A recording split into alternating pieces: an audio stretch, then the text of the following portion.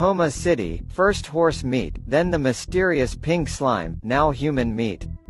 A shocking discovery has been made in an Oklahoma City McDonald's meat factory and other McDonald's meat factories nationwide.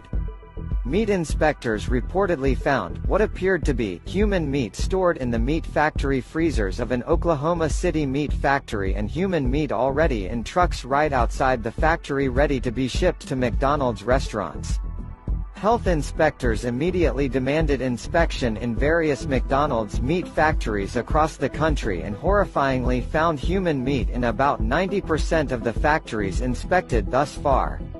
The USDA, United States Department of Agriculture, has seized McDonald's production and shipping and will call for more meat factory inspections and restaurant inspections.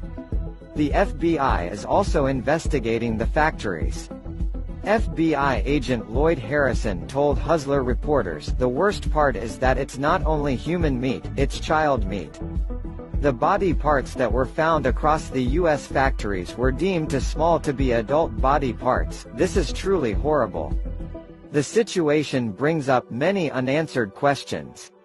How long have they been using human meat?